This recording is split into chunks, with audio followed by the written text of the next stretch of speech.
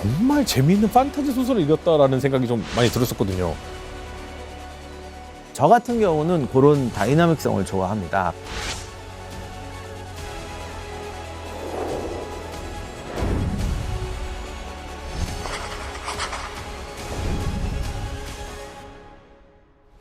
그런데 이게 신화에도 나와요.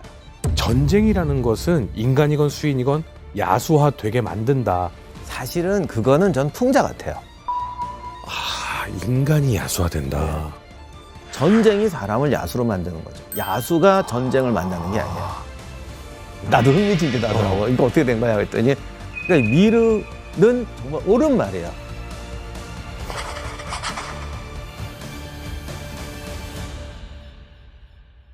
안녕하세요, 방송인 허준입니다. 안녕하세요, 임용환입니다. 오늘은 역사보다 재밌고 역사보다 흥미진진한 게임의 세계에 대해서 한번 박사님하고 얘기를 해보려고 합니다. 아니, 게임 얘기하는데 임용환 박사님 왜 불렀어? 그 시절 도트 게임 하시던 분입니다. 근데 박사님 보통 근데 역사나 뭐 전쟁이나 이런 게 들어간 게임들을 주로 하신 거죠? 당연하죠. 원래 우리가 만들려고 그랬었어요. 그때 우리가 무슨 역사물 갖고 노르망디 상륙작전인 거 게임 못 만드나 시나리오 짜고 막 그랬는데 이게 그때 컴퓨터하고는 성능이 안 되는 거죠. 반 장난삼아 그러다가 지금 생각해보니까 그냥 나갔으면 내가 지금 이러고 있을 때가 아닐 것 같은데. 근데 이제 게임하면 사실은 예전에는 거의 남자애들이 하는 거다라는 약간 고정관념이 있었는데 요즘은 완전히 달라졌죠. 게임 속 자체에도 사실은 과학, 뭐 고고학, 경제학 그리고 게임 자체가 아예 코딩 프로그래머화 돼가지고 게임을 하면 코딩을 배우게 되는 이런 경우도 많아졌고요. 네, 이젠 세계관을 정말 사실처럼 만들지 않으면 사람들이 몰입을 못하니까 우리 어릴 때만 해도 그냥 그건 뭐 그냥 애들 장난이잖아 그래갖고 아무렴 어때 그랬는데 이젠 정말 가상세계가 돼가지고요. 깨고 두더지 잡고 이런 게 아니라 그 세계에 자기 인생에 얼마를 쓰는 거죠. 그렇지, 내 인생을 쓸수록 내 캐릭터는 강해져. 그거를 옛날에는 정말 이상하게 생각했는데 따지고 보면 옛날에 장자에도 나온 말이지만 그 나비 꿈이라고. 나비가 내 꿈을 꾸는 거냐 내가 나비가 꿈을 꾸냐. 그건 사실 현실 도피나 이런 게 아니라 내 인생을 풍부하게 하는 것 같아요. 그러니까 저는 지금 이 얘기를 듣고 보니까 굉장히 공감하는 게 게임은 시간 낭비가 아니라 이 시간을 써서 내 행복을 키워가는 일이잖아요. 그럼 그 행복이라는 게 낚시를 하든 운동을 하든 자아성찰을 하건 명상을 하건 간에 나를 행복하게 만들어주는 행위인 것은 분명한 거잖아요. 그럼요. 그러니까 뭐든지 정도를 넘어가면 다 나쁜 거야. 그렇지. 낚시도 그것 때문에 가정 파탄 나고 이러는 분 있고 있죠. 명상도 하루 종일 하고 있으면 훌륭한 분이시거나 미쳤거나 둘 중에 하나거든. 대한민국에서 IP 하면 떠오르는 대작 그 중에 하나. 오늘은 곧 런칭할 미르 M의 인문학 관점에서의 좀 이야기를 풀어볼까 합니다. 자, 그럼 지금부터 미르 M 속 미르 대륙이 어떻게 생성됐는지 제가 직접 소개해드리겠습니다.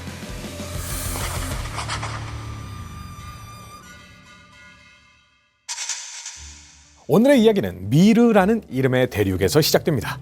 미르라는 이름에 걸맞게 용의 형상을 닮은 이 대륙은요, 신룡제국, 비천지역, 남만지역 이렇게 세 개의 지역으로 만들어진 곳입니다. 이곳에는 신룡과 저궐마라는 태초의 존재가 있었죠. 때는 신기 전 500년경 인간을 사랑했던 신룡은 신룡 대륙에 존재하는 모든 인간에게 축복, 즉 불을 내려 인간들은 불을 사용하며 어둠에서 벗어나며 더욱더 발전을 했는데요. 그중 가장 뛰어난 부족은 바로 신룡 부족입니다. 신룡 부족은 다른 부족들을 모두 정복하며 신룡 제국을 건립했죠. 얼마 후 신룡은 비천 지역의 인간에게도 축복을 내리고요. 그곳은 신비한 마법의 힘을 사용하는 인간들의 나라 월지국과 승려들의 나라 하시안으로 나뉘어서 만들어집니다. 그런데 신룡은 나머지 한 곳 남만에는 축복을 내리지 않았습니다. 왜냐하면 남만 지역은 인간이 아닌 가장 큰 힘을 가진 종족인 오마족, 소의 형상을 닮은 우마족, 염소의 형상을 닮은 주마족, 그리고 돼지의 형상을 닮은 귀돈족, 수인들의 땅이었거든요. 그런데 바로 이 인간만을 향한 신룡의 사랑 때문에 미르 대륙에 엄청난 사건이 생깁니다. 모든 종족의 균형을 중요하게 생각했던 저궐마는 인간만을 편애하는 신룡에게 불만을 품고 결국 둘의 팽팽한 대립이 시작됩니다. 신룡은 다수의 자아를 갖고 있었는데요. 저걸마의 주장에 동조하는 자아가 있다는 걸 느끼긴 했지만 인간을 향한 사랑이 컸기 때문에 이를 무시하고 결국 저걸마와의 전쟁을 선포. 이로써 인간의 편에 선 신룡과 수인의 편에 선 저걸마의 엄청난 전쟁이 시작됩니다. 그러던 중 신룡의 자아 중에 저걸마의 의견에 동조했던 자아가 다른 자아들과 충돌을 하기 시작합니다.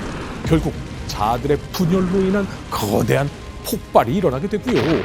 이 폭발은 비천 지역의 모든 생명을 앗아가고 말았습니다. 인간과 수인은 물론 풀 한 포기까지 모두 괴멸시켜버린 엄청난 사건. 이 폭발로 저걸마는 크나큰 피해를 입게 되고 겨우 산하는 남았지만 더 이상 전쟁을 치를 수 없어 몸을 숨기게 됩니다. 모든 생명체가 사라진 비천 지역은 황폐하다 못해 죽음의 땅이 돼버립니다. 또 폭발의 여파로 반야도 동굴에 지옥과 현세를 잇는 차원의 균열이 발생하여 지옥도의 제왕 연마태자의 힘이 흘러나오게 되면서 세상은 혼란에 빠지게 됩니다. 신룡도 역시 대폭발로 인해 쇠약해졌죠. 그렇지만 세상의 혼란을 막기 위해 남은 힘을 모두 사용해 연마태자의 세력을 물리치고요. 차원의 균열도 봉인해버립니다. 하지만 한계를 초월한 힘을 계속 사용한 나머지 형체를 유지하지 못하고 7개의 자아로 나누어지게 됩니다. 그렇게 점점 시간이 흘러 모든 생명이 사라진 텅텅 빈 비천 지역에 인간과 수인들이 다시 나타나기 시작합니다. 북쪽 신룡 대륙에서 넘어온 신룡 제국인과 남쪽 남만 대륙에서 넘어온 오마족과 우마족, 주마족, 귀돈족이었죠. 이들은 비천 지역의 패권을 놓고 오랜 기간 분쟁을 벌이지만 쉽사리 승부는 나지 않았고요. 현재까지 쭉 이어지게 됐습니다. 또 신룡이 봉인했던 지옥도의 통로가 다시 틈이 생기면서 조금씩 열리기 시작했죠. 이때 신룡에게 패배해 오랜 시간 상처와 고통 속에서 잠들어 있던 저궐마가 드디어 회복에 성공합니다. 과거의 힘을 전부 회복하지는 못했지만 일부의 힘을 되찾은 저궐마는 비천 지역의 오마족에게 힘을 주어서 인간과 맞서 싸울 수 있게 돕기 시작하죠. 이런 혼돈의 시기, 과거 인간들을 돌아본 저궐마는 곧 인간 중 누군가가 나타날 것이다 라는 걸 직감합니다. 인간들은 항상 그래왔거든요. 그런데 아니나 다를까 은행골 마을을 시작으로 비천 지역을 흔들어 놓는 이가 나타나고야 말았습니다. 오랜 시간 고통과 상처의 동면에서 깨어난 저궐마가 흥미를 느끼며 그를 찾아가죠. 저궐마가 오랫동안 기다렸던 인간, 혼란한 세상을 정리해줄 영웅, 그 주인공은 바로 당신이었습니다.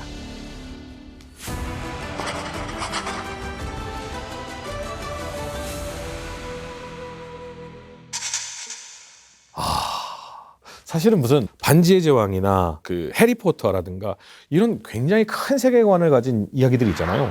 약간 똑같은 느낌을 좀 받아요. 저는 미르 연덕이라고 이렇게 그 큰 마법사 책같이 생긴 우리 아들이 그거 보더니 아빠 이거 무슨 마법사 책이야?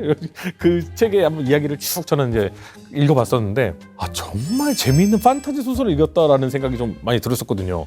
근데 여기에서 가장 중요한 단어 미르입니다. 미르는 용이잖아요. 용이 사실 재밌는 게 이제는 아시는 분들이 많겠지만 드래곤과 용은 다릅니다. 같은 게 아니에요. 동양에서의 용, 미르 제국에서의 용 어떤 의미일까요? 원래 서양의 드래곤하고 동양의 용은 다른데 서양에서 드래곤은 사실 괴수에 가깝죠. 그렇지. 슈퍼급 능력을 부어 넣었을 그렇죠, 뿐이지 뭐 마법도 하고 원래는 괴수죠. 그래서 그냥 봄을 잔뜩 훔쳐놓고 네, 그래서 원래 서양에 나오는 드래곤은 주라기 공원에 나온 티라노사우루스가 중세 출현한 거지. 똑같은 거야 사실은. 그렇지. 걔가 좀 지능이 좀 있고 날개 달렸고 뭐 그런 거 좀 말도 하고 그럴 뿐이지 기본적으로는 그 발상이죠. 그래서 유럽의 기사 영웅담은 항상 용을 죽인 기사가 최고의 영웅이죠. 그렇지. 성 조지라고도 하고 독일식으로 성 게오르그라고도 하는데 그 유럽에서 제일 인기 있었던 그 수호 성인이 성 게오르그예요. 그냥 별거 아니야. 나타나서 용 한 마리 죽이고 초인이 사라진. 그래요? 네. 그래서 뭐 베네치아도 원래 개가 수호신이었고 제네바도 개가 수호신이고 아. 이탈리아 가시면서 이렇게 보면 창문에 스테인글라스에 네. 그 이렇게 이거 되게 많아요. 성조지 되게 좋아해요. 드래곤 슬레이어로서 이름을 떨친 영웅. 네, 그 외에도 뭐 베올프도 용 죽였다고 그러고 지그프리트 이런 거. 아, 지그프리트. 네, 그래서 어떻게 보면 좀 불쌍하기도 한데 아, 그러니까 역사에 이름을 올릴 만한 영웅이 되려면 용 한 마리는 잡아야 된다. 용 한 마리는 잡아야 됩니다. 아.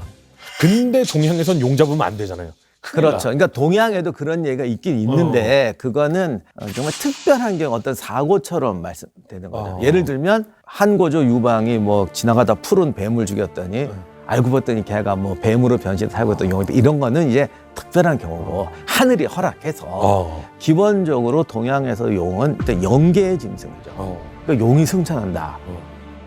그리고 우리는 기껏 보는 게 이무기가 용이 된다 그러는데 이건 드래곤처럼 기사한테 사냥당하는 존재가 아니라 그렇죠. 그야말로 하늘과 인간 사이에 어떤 매개를 하는 그런 특별한 짐승이죠. 그렇죠. 그래서 용이 보통 이제 왕이나 황제의 상징이 되죠. 그러니까 유방이 그걸 죽인 거는 원래는 그게 안 되는 건데 얘가 이제 하늘이 점지해서 황제가 될 사람이니까 특별히 그런 이벤트를 허락한 거고 기사 나부랭이들이 돌아다니면서 죽일 수 있는 그런 건 아니다. 그렇죠. 네. 용의 승천도 그렇고 우리나라가 유명한 사신도 네. 거기도 청룡 맞아. 경복궁 근전정 네. 꼭대기에도 용들 막 네. 있고 그래도 용은 다 이제 황권의 상징이죠. 황제의 상징이죠. 그러네요. 용안, 용포 뭐 이런 단어를 쓰는 거. 그러니까 한마디로 그때 당시에는 왕은 신이었으니까 용은 곧 신을 의미하는 느낌처럼 이렇게 이제 좀. 우리나라 신은 이렇게 무형의 존재 비슷하잖아요. 그러니까 용이라는 걸 통해서 상징 아이콘으로 준 거죠.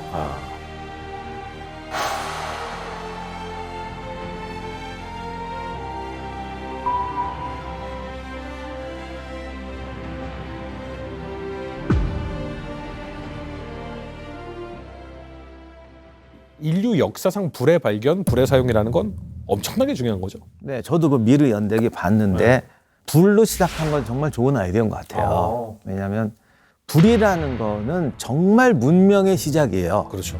우리가 생각하는 것보다 훨씬 더 시작이고 현실이기도 해요. 네. 인간이 난방을 하겠다 쳐요. 난방을 하려니까 화덕을 만들어야지. 그렇죠. 온돌도 만들어야지. 고기를 구울 수 있게 되지. 쇠도 만들 수 있게 되지. 이 모든 게 불을 도구화하기 시작하면서 이어지는 거예요. 이게 약간 게임에 보면 딱 들어맞는 게 스킬트리라는 게 있잖아요. 그래서 요거를 배우면 그 다음 단계의 스킬들을 배울 수가 있는데 불을 배우고 나서 할 수 있는 스킬트리가 어마어마하게 늘어나는 거죠, 인간은. 그렇죠. 그리고 사실 저는 그 불을 선물 받았다고 했을 때 처음에는 1차원적으로 저도 그 불을 생각했거든요. 이 내용을 보면 빛을 받은 것도 동시구나. 동시에 인간의 제일 중요한 건 저걸 문명을 발전시키는 욕구인데 그 욕구를 준 거야. 사실. 불을 줬다는 건 욕구가 생기는 거야.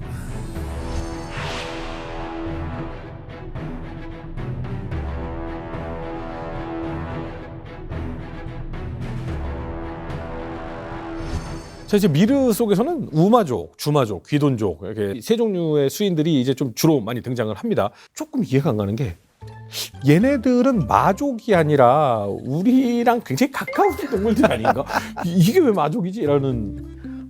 저도 그거 보고 약간 충격을 받았는데 이집트도 사실 보면 뭐 사자, 그렇죠. 자칼, 자칼을 또 그렇게 좋아해요. 우리는 안 좋아할 것 자칼 같은데. 좋아해. 네, 그리고 뭐 매.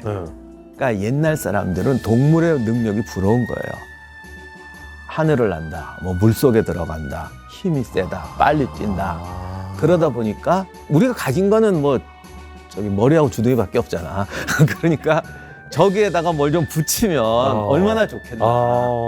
수다를 떨어도 하늘을 날며 수다를 떨면 얼마나 좋을까. 이런 것이 아마 수인 조각으로 아주 원초적으로 나온 것 같아요. 그런데 이제 미르에서는 이걸 가축으로 만들었어요. 염소, 돼지. 그러니까. 생각해 보니까 이게 수인족이라 그래서 사자족 이러면 아예 말이 안 통하고 저기 야생의 세계에 사는 너무 먼 애들인 거지. 그러니까 지능도 없고 뭣도 없고 그냥 네, 그렇죠. 그냥 괴물. 네, 그렇게 되는 거죠. 수인족은 이름 그대로 인이 들어가니까. 그렇죠. 그러다 보니까 우리는 아무래도 야생보다는 가축. 근데 이게 항상 어떤 제도적인 틀을 좋아해서 그런 것 같아요. 제가 사실은 미르를 읽으면서 그런 생각도 들었거든요. 수인족 좀 불쌍해 하는 생각도 사실 든 적이 있는데 그 내용을 보면 얘네들이 꼭 완전 악이라기보다는 인간과 다른 그 어떠한 뭐 생명을 하는 그런 느낌이 좀 있는데 그게 가축으로 이렇게 하니까 훨씬 더 동감이 잘 되는 것 그러니까 같아요. 인간하고 좀 교제가 되고 걔들이 뭔가 조직력도 있고 사회적 존재로서 우리하고 좀 이렇게 통한다 그런 뜻인 것 같습니다. 근데 이제 미르 세계 속에서는 가장 무서운 건 야수를 보면 죽는 거거든요. 인간들은 수인들보다 약하기 때문에 기본적으로는 수인을 보면 죽는다 이런 생각이 드는데 특히나 야수화된 수인. 야수화라는 게 웃긴 게 뭐냐면 얘네들은 원래 야수잖아. 근데 야수화가 되면 진짜 무서워져요. 근데 그 야수와 뭐 버서크 뭐 이런 건데 사실은 그거는 전 풍자 같아요. 그러니까 인간이 전쟁이 나면 정말 야수화돼요. 인간이 야수화된다. 전쟁이 사람을 야수로 만드는 거죠. 야수가 전쟁을 만나는 게 아니에요. 전쟁이라는 것은 인간이건 수인이건 야수화되게 만든다. 그런 설정을 이렇게 약간 투영해서 넣었을 약간 그런 있겠네요. 은유가 숨어 있는 게 아닌가 싶습니다.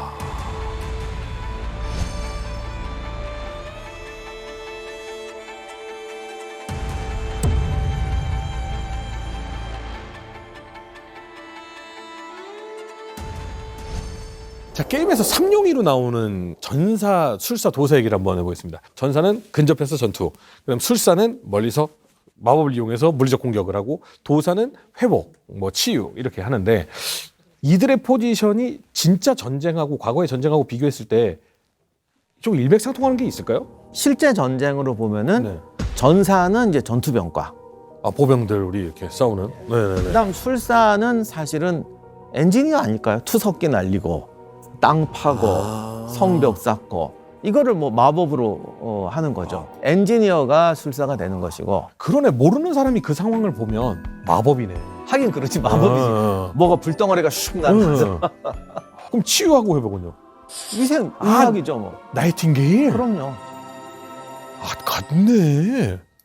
결국 전쟁에서 필요한 것은 병사와 기술과 의료인데 이거를 전사와 술사와 도사로 바꿔놓은 거죠. 재미있는 제가 상상을 한번 해봤거든요. 예전에 설문조사 중에 초능력을 갖게 된다면 딱 한 가지 뭘 갖겠느냐라는 설문조사를 했는데 압도적 1위가 사실은 공간 이동, 순간 이동. 투명인간 아니고 이거였어요. 순간 이동이었어요. 우리 어릴 때 같으면 다 투명인간이라고 했을까요?